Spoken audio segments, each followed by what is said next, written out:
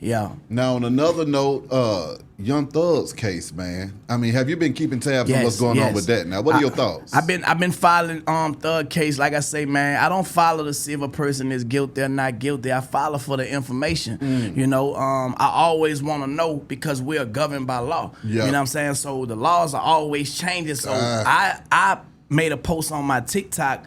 I didn't know, like, when the judge and the prosecutor and your lawyer go to the sidebar, now they let them listen in through headphones of what's being said at that sidebar when they breaking and they excuse the jurors. Oh, man. So now it's like everything is in the open and we want to hear what's going on. At first you couldn't hear what was going on. Yeah. So I seen Thug and them, and I seen the whole YSL, everybody that was on trial doing that. I'm like, man, them boys fighting for their life. And it got real at that moment, you know what I'm saying? Like, man, and just to see them in tune and in touch, and all of them and they lawyers, how they got their team, bro. I wish the best for them, bro, because I don't wish jail on my enemy, dog. You know what I'm saying? And I feel like, you know, Thug and them got a hell of a fight on them, you know what I'm saying?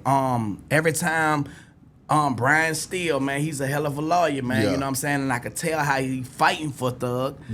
From the objections, you know what I'm saying? And the open arguments, you know what I'm talking about? So the prosecutors will go, then your lawyers will go, then the prosecutor will go again before they start the trial. They're past the opening arguments. Now they are putting on witnesses and stuff, but in their opening arguments, how they was painting the picture and trying to say things like SARS with the $24 million hit, right? They try to make it like Thug had a $24 million hit, but they bought the fact that he was talking about Uzi Vert with the $24 million diamond on his head.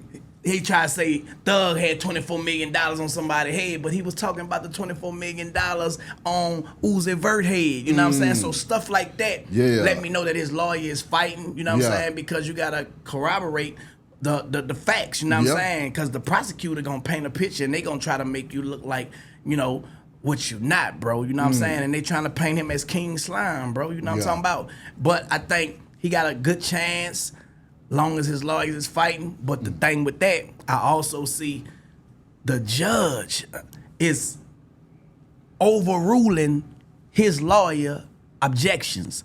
So the objections are basically like when the arguments are being, you know, whatever, the prosecutor presenting the case, if I don't agree because this making this look like this and look like that, I'm gonna object to that, Your Honor.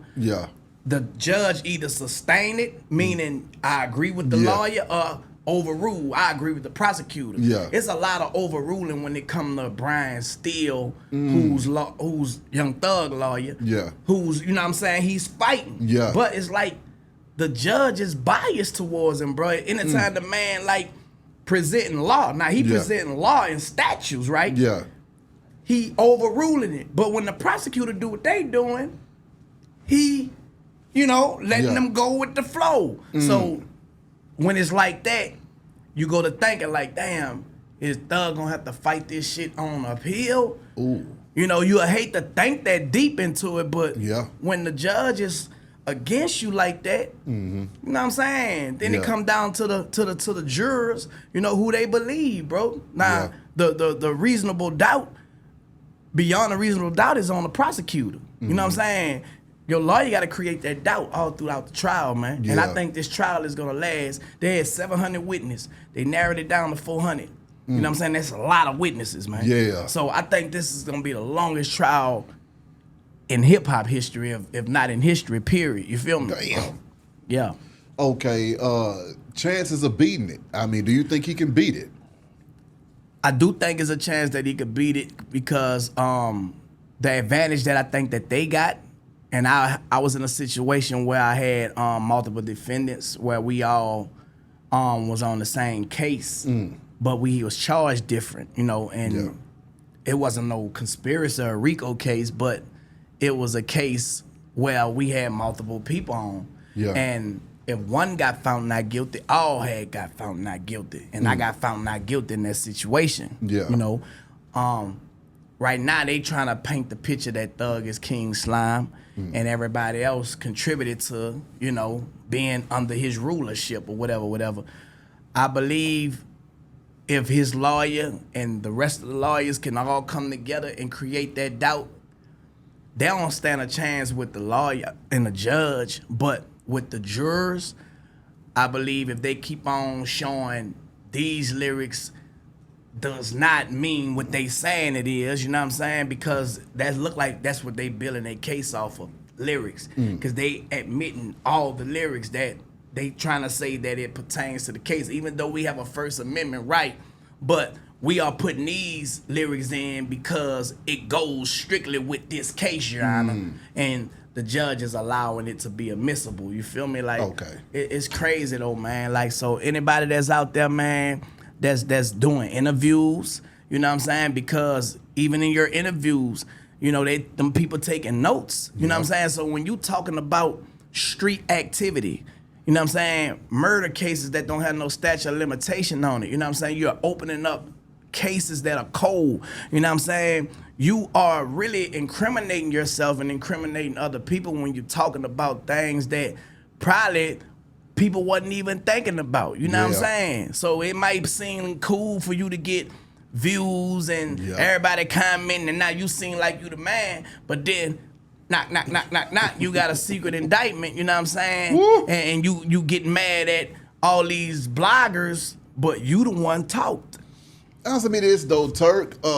As somebody that was a superstar before he went in, I always wanted to know what is going through your mind when you find yourself in a cell and you was thinking, I was just standing in front of 50,000 people screaming back my words to me. Man, it's a humbling situation, bro.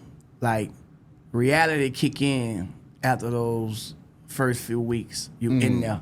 Because you pinching yourself like, man, I'm dreaming. Yeah. You know what I'm saying? I'm daydreaming. You trying to sleep the time away. You feel me? But Thug passed that part because he ain't skinny Thug no more. You know what I'm saying? Yeah. He eating good. You feel me?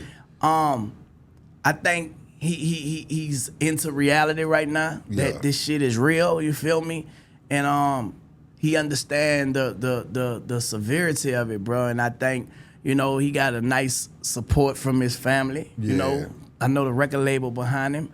You know, and the fans probably getting a lot of mail and stuff like that. That stuff keep your mind focused. And I'm quite sure his faith is up to par. You know what I'm saying?